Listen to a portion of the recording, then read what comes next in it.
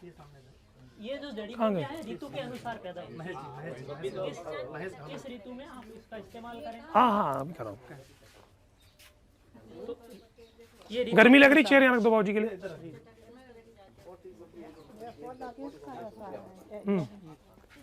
ये है पुनर्नवा। पुनर्नवा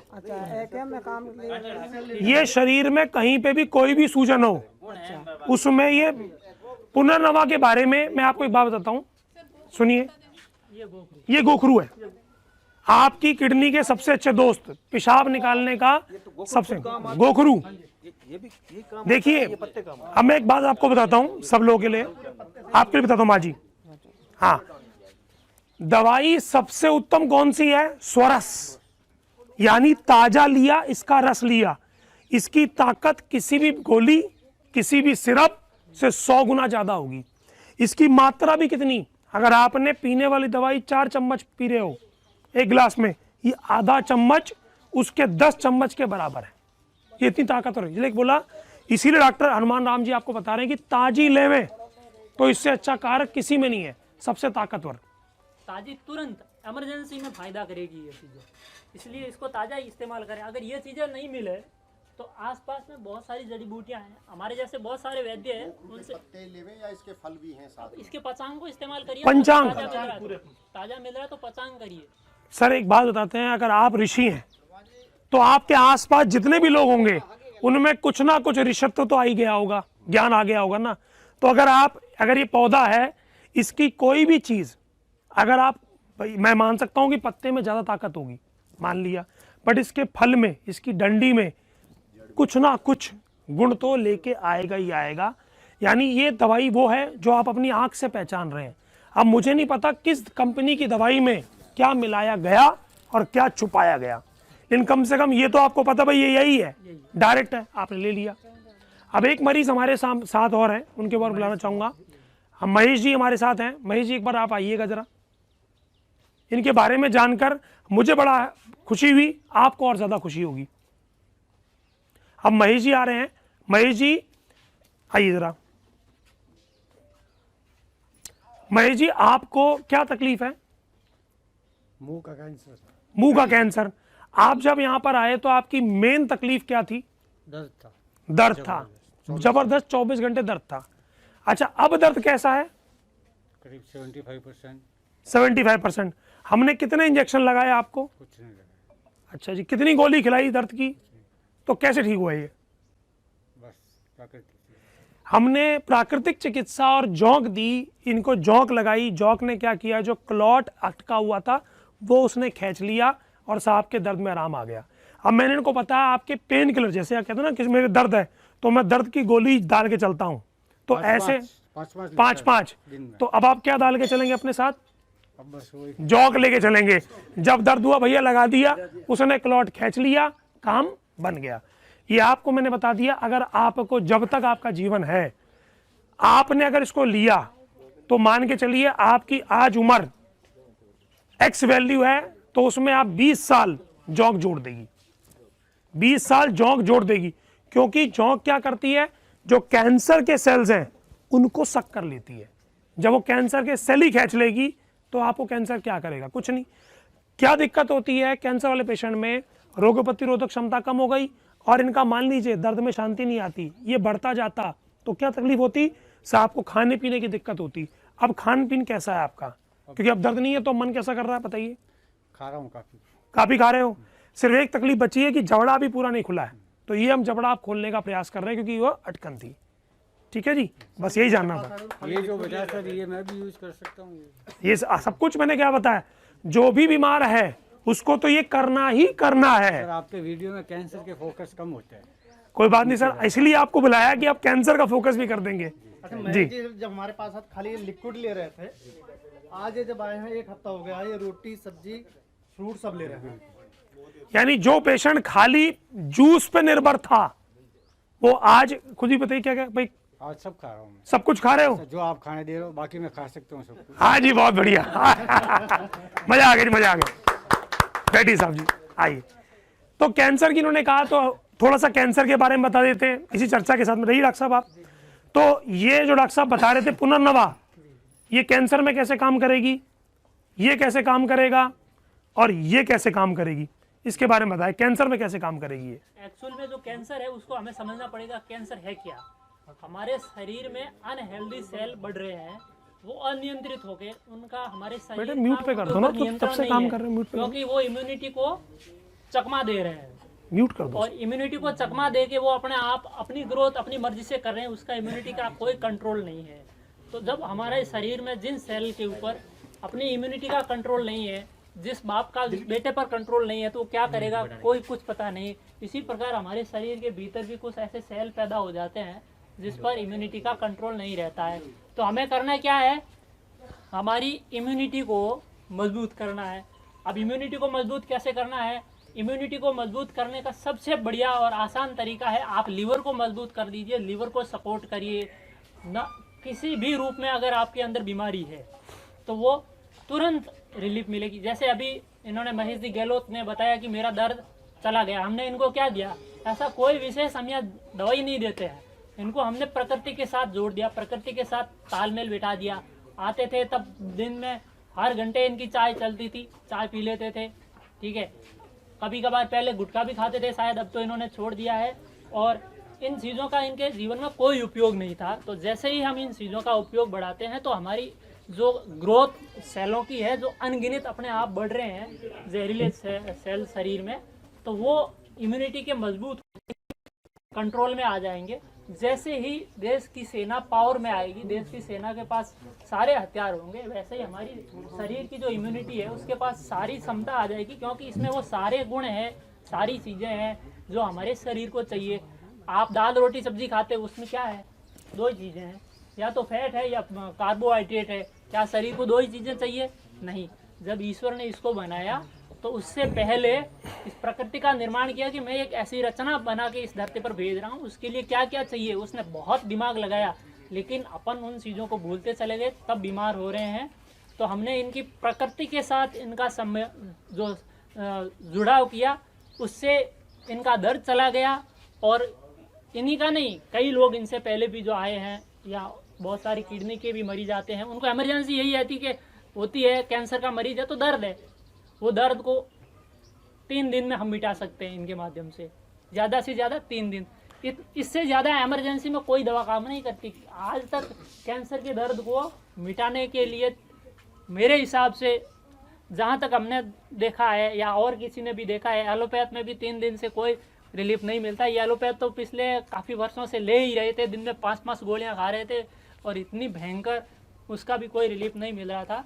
तो ये इमरजेंसी में कितना फ़ायदा कर रही है आप ये समझ सकते हो। इन सब का रस दिया, ये अपनी गिलोय है। ये गिलोय शरीर का सबसे बढ़िया, लीवर का सबसे बढ़िया दोस्त है। गिलोय लेते ही तुरंत कुछ भी आपके शरीर में अनकम्फर्ट, अनईजीनेस लग रहा हो, आप इसका एक पत्ता तोड़िए। किसी को मीठा ज़्यादा खाने की आदत की वजह से कड़वा लग सकता है, लेकिन अगर आपको कड़वा नहीं लगने, आप उसको माइंड में नहीं लेंगे, तोड़िए, तुरंत रिलीफ, हाथों हाथ रिलीफ, ठीक है। फिर 2 घंटे बाद और लीजिए, 4 घंटे बाद और लीजिए, तो वापस जो शरीर में तकलीफ थी वो धीरे धीरे रिकवरी की तरफ आ जाएगी। और इसका इमरजेंसी में बहुत बढ़िया गहरा उपयोग है। अगर इसको नहीं ले सकते, इसमें इसका पत्ता तोड़िए या इसकी टहनी तोड़िए, खरल में घोटिए, 2 चम्मच शहद मिला लीजिए, फिर इसको चाट लीजिए, उस समय भी बढ़िया कार्य करेगी ये। तो इसका इमरजेंसी में बहुत उपयोग है। इस गिलोय अपने हर घर में होनी चाहिए। ये तो 12 महीने रहती है, इसको अमृता है, ये तो अमृता है। इसको तो अपन, ये जरूरी नहीं है कि किसी के ऊपर डिपेंड, जहाँ चल रहे हैं, मैं तो क्या करता हूँ, थैले में रखता हूँ, जहाँ चल रहा हूँ पानी गिरता देखता हूँ वहाँ पे डाल दिया। इसके बीज मेरे पास रहते हैं हर समय बैग में, जहाँ पानी गिर रहा है वहाँ डाल दिए, वहाँ उग जाएंगे, अपने आप पैदा होते रहेंगे। जो भी आएगा सबको लाभ मिलेगा। हम भी लगाते हैं विद्यालयों में जाकर, जी जी नीम के साथ जी। गिलोय का जी, लगा के आए कई दिन, नीम चढ़ा गिलोय तो अमृत के समान है। के समान। किताबों में कहा गया कि जैसे देवताओं को अमृत मिलता है, तो भगवान ने क्या किया, अमृता बना दी। उन्होंने कहा जी भाई अमृत तो मैं सबके लिए कहाँ से घड़ा दूंगा, एक घड़ा कहाँ से दूंगा। उन्होंने कहा जी जगह जगह घड़े लगा दिए, तो वो अमृत लगा दिए उन्होंने। तो ये इस प्रकार से सारी चीज़ें जो प्रकृति में हैं वो हमें तुरंत ठीक कर सकती है, हमें केवल जानकारी चाहिए। ये जानकारी आप आसपास के वैद्यों से संपर्क रखेंगे तो वो तुरंत आपको बता देंगे। आपके आसपास में हमारे एक वैद्य थे, जंगल में जाते थे, प्यास लगती थी, एक जड़ी बूटी निकाली, खा ले बेटा, भूख लगती थी, खा ले बेटा, ये तैयार, 2 मिनट में रेडी। तो वो बहुत सारी चीज़ें हैं। ये सरपुंखा है, यहाँ पर्याप्त मात्रा में होता है, बहुत होता है। शरपुंखा की क्षार बनाई जाती है। ये बेसिकली ये पेन किलर की तरह काम करती है। शरपुंखा भी दर्द निवारक बड़ी उत्तम दवाई है, दर्द निवारक शरपुंखा। ये आँख है, पत्ते ले लीजिए डायरेक्ट, सीधे खाओ। हाँ जी, दर्द निवारक है। तोड़ते हैं तब ये बाण के तीर के समान टूटती है, इसलिए इसका नाम सरपुंखा है। इसकी फली वगैरह सब ले सकते हैं। ये देखिए हमारे हिमाराम जी, बताइए जरा क्या कह रहे हैं आप। इसको तोड़ेंगे तो इसके सर आएंगे 2। हमेशा बाण की तरह आएगी शरपुंखा। आप इसके पत्ते को तोड़ लो, कभी तोड़ लो, तो ये कहीं से भी तोड़ लो, ये कितने पत्ते इसके तोड़ लो, ये ऐसे ही आएंगे। इसको तोड़ते ही ये पहचानने का तरीका दिखा दो सबको, सबको दिखा दो। आग के पत्ते बताइए, आग के पत्ते के बारे में जानिए। सबसे पर्याप्त जड़ी बूटी अपने मारवाड़ क्षेत्र में हर घर में, हर गली में है। तो अब आपको घबराने की जरूरत नहीं है कि हमारे पास ये चीजें है या नहीं, ठीक है। सबसे सर्वसुलभ, सबसे साधारण चीज, कुछ नहीं करना है, इसको न खाना है न पीना है। एक पत्ता तोड़ा, चप्पल पहना, चप्पल में डाला, चलो भाई पूरे दिन रहेगा। डायबिटीज, बीपी, दर्द वगैरह, क्योंकि ये हमारे शरीर के जितने भी टॉक्सिन्स हैं सबको धीरे धीरे अपने अंदर खींच लेगी पैर में। तो आप अपने चप्पल में और जूते में इसको डाल के रखिए। कोई कुछ खाने की जरूरत न, लगाने की जरूरत। आप खूब खड़े हैं, 2 घंटे 4 घंटे हो गए, लग रहा है कि ये पूरा मतल गया, तो और डाल दीजिए, तो ये तुरंत काम करेगा। हाँ, तो आप पैरों का दर्द है तो गायब, ठीक है। पीले वाले को माला बना के पहनना क्या नहीं इसकी? जी सर, वो बढ़ जाती थी। तो इसका शरीर के पास टच रहना ही पर्याप्त है। इसका खाना पीना तो बहुत, आप इसके लिए अगर खाना चाहते हो तो आपकी इम्यूनिटी थोड़ी बढ़िया अच्छी बनानी पड़ेगी। तो आप इसको केवल स्पर्श मात्र से ही स्वस्थ हो सकते हो। इससे बढ़िया औषधि क्या हो सकती है, और सर्वसुलभ हर घर में। एक डॉक्टर साहब, मैंने इसका प्रयोग किया एक दमे के पेशेंट के ऊपर, जी जी, और वो बहुत ज़्यादा दमे से सांस नहीं आ रहा था। मैंने उसको जो पतासा होता है उसमें पहले वाले दिन 2 बूंद रहा, ये पेड़ रहा, तो लिया और कितना उसने पिया, तोड़ तोड़ के भर भर के खूब पिया उसने। और उसके 10 मिनट बाद में उसको उल्टियाँ होने लगी, बहुत उल्टियाँ हुई, बहुत उल्टियाँ हुई, बहुत उल्टियाँ हुई। तो एक महात्मा जो था वो कह रहा कि ये मर ना जाए, मैंने गारंटी है मरेगा नहीं। इसकी यही विशेषता है, जब ये असर करती है तो उल्टियाँ होती हैं, उल्टी होने से आदमी मरता नहीं है। और वो उसके बाद में कई घंटे सोया, शाम के 4 बज गए, वो तो पैर नहीं हिलाया। उसने कहा मर तो नहीं गया। मैंने जाके देखा, मैंने कहा मरा नहीं है, मरेगा भी नहीं। इसका मैंने इलाज किया। उसके 6 महीने बाद में फिर मुझे मिला स्वामी सुमेधानंद के चुनाव में, वो व्यक्ति मुझे पहचान गया। मैंने तो उसको जानता नहीं, पहचाना नहीं, काफ़ी दिन हो गए। उसने कहा महाराज जी मैं तो बिल्कुल एकदम स्वस्थ हूँ, ये तो दमा के बीमारी में ये रामबाण औषधि है। अब इसका टेक्निकल रीजन देता हूँ, ये कार्य कैसे करता है ना। अब इसकी केमिकल कॉम्पोजिशन में बताता हूँ। डॉक्टर साहब ने आपने बता दिया, इसका जो दूध है ये नोट कर लीजिए। हाँ, इसके बारे में बताते हैं, जैसे आपने बताया बड़े अच्छे तरीके से कि ये कैसे कार्य करता है। अब इसके दूध के बारे में बताता हूँ, इसके दूध में एक्चुअली है क्या। इसका दूध ये क्या है, ये कहने के लिए एक तरीके का जहर है, कहने के लिए, ठीक।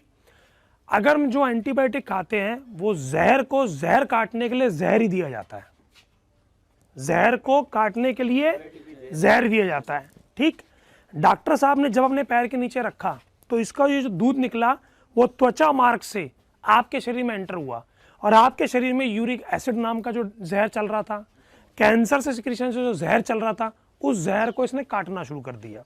क्योंकि इस केमिकल कॉम्पोजिशन में ये प्रोलैक्टिक एक्शन करता है। जितना भी गठीला हिस्सा होगा, गांठ, ये उसको पिघला देगा। जहाँ भी शरीर में गांठ होगी ये उसको पिघला देगा। अभी उदाहरण के रूप में ततैये ने मेरी बिटिया को, अभी 1 महीने पहले आई थी यहाँ पर, तो उनको ततैये ने काट लिया। तो ततैये ने काट लिया तो उनको बहुत तेज दर्द हो रहा था। तो इन्होंने क्या किया, हमारे हिमाराम जी ने आकड़े का दूध 1 बूंद डाल दिया, डालते ही दर्द खत्म। तुरंत खत्म। क्यों?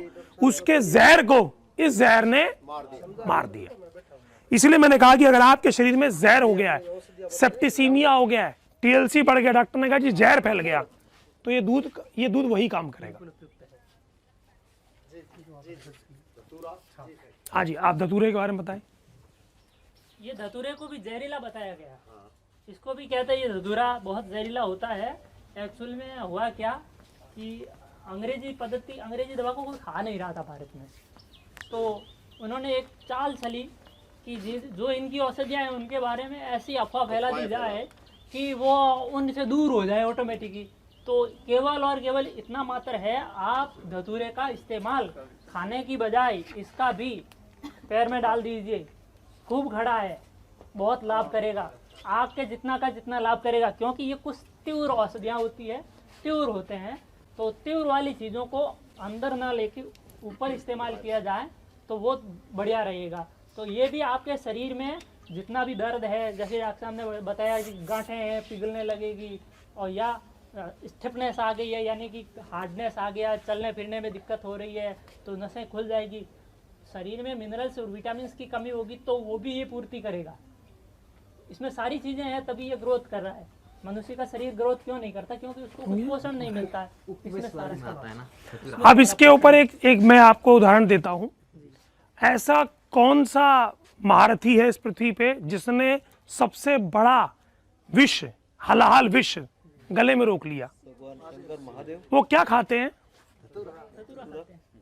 भगवान को क्या पसंद है? धतूरा। यानी जहर को काटने की क्षमता खुद जहर में है। जो धतूरा लेगा उसके शरीर पे कोई जहर काम नहीं करेगा।